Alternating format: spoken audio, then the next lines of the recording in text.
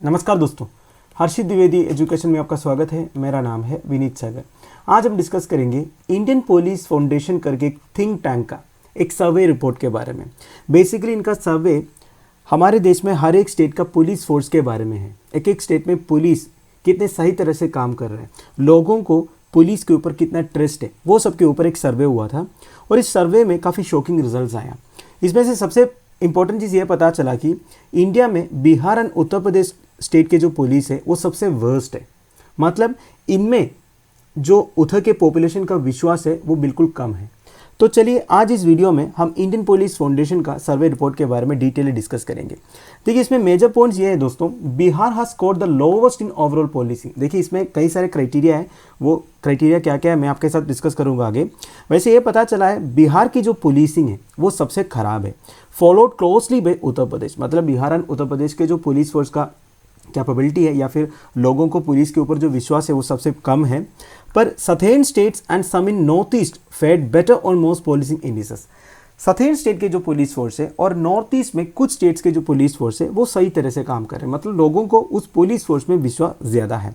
National average अगर देखा जाएगा तो पूरे इंडिया में पुलिस फोर्स से लोग कितने सेटिस्फाइड है उसका परसेंटेज देखने से 69% है। मतलब 69% लोग बिलीव करते हैं पुलिस फोर्स में कि पुलिस फोर्स हमारे लिए बहुत अच्छी तरह काम कर रहे करके। अब दोस्तों रैंकिंग ऑफ स्टेट्स के बारे में देखते हैं। देखिए इंडियन पुलिस फाउंडेशन के स्मार्ट पुलिसिंग इंडेक्स 2021 के हिसाब से सबसे अच्छा परफॉर्मेंस रहा है आंध्र प्रदेश, तेलंगाना, आसाम, केरला एंड सिक्किम के पुलिस फोर्स का। अगर आप नीचे से देखा जाएगा तो सबसे खराब रहा बिहार का, फिर उत्तर प्रदेश का, फिर छत्तीसगढ़ का, झारखंड का और पंजाब का। आप देखिए 5 कैटेगरीज में स्कोर किया जाता है। सबसे पहला पब्लिक ट्रस्ट इन पॉलिसी, मतलब लोगों को कितना विश्वास है उधर के पुलिस फोर्स के ऊपर। दूसरा integrity and corruption free service है कि नहीं। तीसरा एक एक पुलिस फोर्स में जो लेटेस्ट टेक्नोलॉजी है जो केसेस वगैरह इन्वेस्टिगेट करने का, उसमें कितनी टेक्नोलॉजी अडोप्ट किया है। फिर पुलिस रिस्पॉन्सिवनेस, इसका मतलब है हम कोई कंप्लेंट दर्ज करने से पुलिस कितने अच्छी तरह रिस्पॉन्ड कर रहा है। एंड फाइनली पुलिस की सेंसिटिविटी कितना अच्छा है। तो इन 5 कैटेगरीज में बिहार का तो सबसे लो परफॉर्मेंस आया और आंध्र प्रदेश का सबसे टॉप आया है।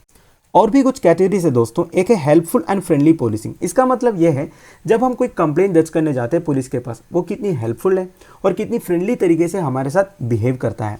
और एक है फेयर एंड अनबेस्ड पुलिसिंग। देखिए इसका मतलब यह है, आपको पता है हमारे देश में पुलिस फोर्स के ऊपर काफ़ी पॉलिटिकल इन्फ्लुएंस वगैरह रहता है। तो कौन कौन से पुलिस फोर्स ये सब छोड़ के सारे सिटीजन्स को इक्वल मानते हुए फेयर एंड अनबेस्ड तरीके से पुलिसिंग करता है, ये भी देखता है। And police accountability. Police accountability के मतलब ये है दोस्तों कि पुलिस कितनी रेस्पॉन्सिबल है एक एक क्राइम को लेके, एक एक सिटीजन का कंप्लेंट को लेके। तो ये सारे कैटेगरी में अलग अलग मार्क्स दिया हुआ है। वैसे देखा जाएगा तो उत्तर प्रदेश का सबसे लोवेस्ट स्कोर है इन 3 कैटेगरीज में, मतलब helpful and friendly policing, fair and unbiased policing and police accountability में। ओवरऑल पुलिसिंग में Bihar score the worst with 5.74, ये तो मैंने आपको बता दिया। अब देखिए fair and unbiased policing category में सबसे बेस्ट परफॉर्म किया है आंध्र प्रदेश, तेलंगाना, आसाम, केरला एंड गुजरात। बॉटम में उत्तर प्रदेश, बिहार, राजस्थान, नागालैंड एंड झारखंड है। ठीक है। अगर आप हेल्पफुल एंड फ्रेंडली पॉलिसी की बात किया जाए, best performing states again Andhra Pradesh, Telangana, Assam, Sikkim and Kerala है। And worst Uttar Pradesh, Punjab, Bihar, Chhattisgarh and Nagaland है।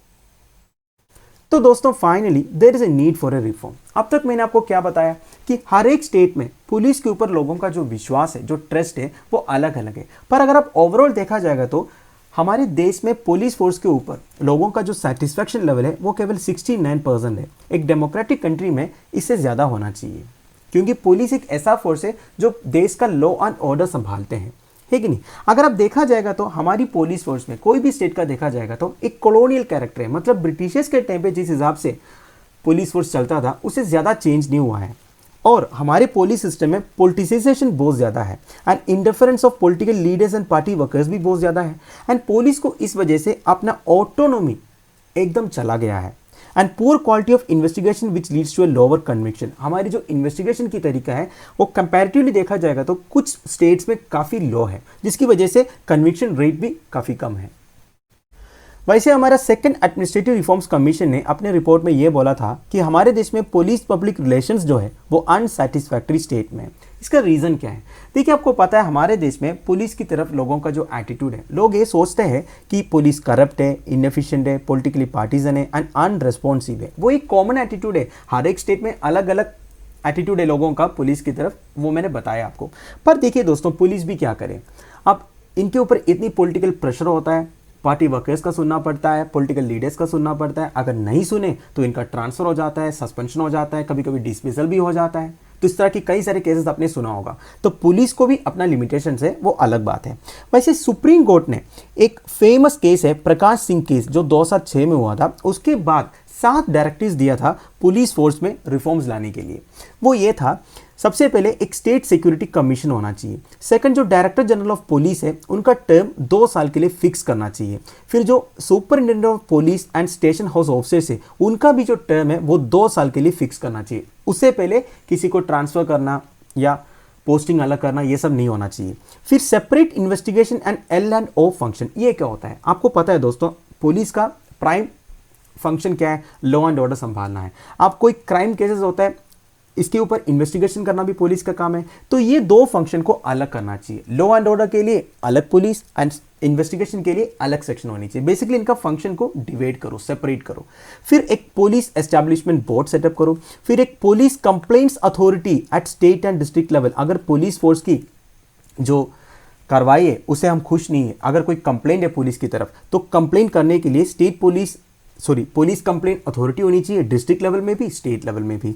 फिर एक नेशनल सिक्योरिटी कमीशन होनी चाहिए सेंट्रल लेवल, जो ओवरऑल मॉनिटर करने के लिए। तो ये सारे डायरेक्टिव सुप्रीम कोर्ट ने दिया था, पर due to lack of political will these directives were not implemented in letter and spirit in many states. तो पॉलिटिकल स्पिरिट के कारण, मतलब लैक ऑफ पॉलिटिकल स्पिरिट के कारण ये सारे डायरेक्टिव्स अभी तक इंप्लीमेंट नहीं हुआ है।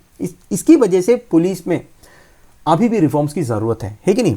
However, funds dedicated for modernisation और infrastructure are typically not utilised fully. देखिए, ये जो सर्वे रिपोर्ट में ये भी इन्होंने बोला है कि जितने फंड्स दिया है पुलिस फोर्सेस को अपने इंफ्रास्ट्रक्चर को मॉडर्नाइज करने के लिए, ये भी पूरी तरह यूटिलाइज नहीं किया है। फॉर एग्जाम्पल 2015-16 में only 14% of such funds where used by the states को अपने पुलिस फोर्सेस में जो इंफ्रास्ट्रक्चर मॉडर्नाइज करने के लिए जो फंड्स एलोकेट किए थे उसमें केवल 14% उन्होंने यूटिलाइज किया था।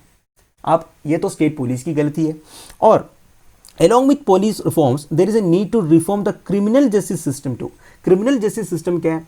आपको पता है जितने क्राइम्स होता है, आप हमारे देश में जो क्राइम्स होता है, क्राइम रेट को कम करने के लिए, अगर कोई क्राइम कर रहा है उनको ठीक तरह पनिशमेंट देने के लिए जो क्रिमिनल जस्टिस सिस्टम है, इसमें भी रिफॉर्म्स की ज़रूरत है। पुलिस में तो रिफॉर्म्स की ज़रूरत है ही, इसके साथ साथ जो क्रिमिनल जस्टिस सिस्टम है हमारे देश में, इसमें भी रिफॉर्म्स की ज़रूरत है। इसके लिए सेंटर ने एक कमेटी अपॉइंट किया था, मेनन एंड मालिमत कमेटी। इन्होंने भी काफ़ी सारे पॉइंट्स बोला था एक क्रिमिनल जस्टिस सिस्टम में किस तरह से रिफॉर्म्स होनी चाहिए, तो ये भी इंप्लीमेंट करने की ज़रूरत है, ये बोला जा रहा है। तो दोस्तों दैट्स एंड ऑफ इट। छोटा सा वीडियो था, पर इसमें कुछ इंपॉर्टेंट पॉइंट्स मैंने बोला था जो आपकी मेंस की आंसर राइटिंग में काम आ सकता है। जैसे हमारे देश में जो पुलिस फोर्सेस की तरफ लोगों की जो सेटिस्फैक्शन रेट है वो ओवरऑल केवल 69% है, उन्हें इंक्रीज करने की ज़रूरत है। एंड पुलिस में क्या क्या रिफॉर्म्स होनी चाहिए, सुप्रीम कोर्ट की डायरेक्टिव्स क्या क्या है, एंड जो क्रिमिनल जस्टिस सिस्टम में रिफॉर्म्स के लिए जो मेनन एंड मालिमत कमिटीज़ अपॉइंट हुआ था, तो ये सब के बारे में आप नोट्स बना सकते हो। तो लेक्चर की PDF एज यूजुअल आपको टेलीग्राम चैनल में अवेलेबल करा दूंगा। Thank you for watching, bye bye, have a nice day.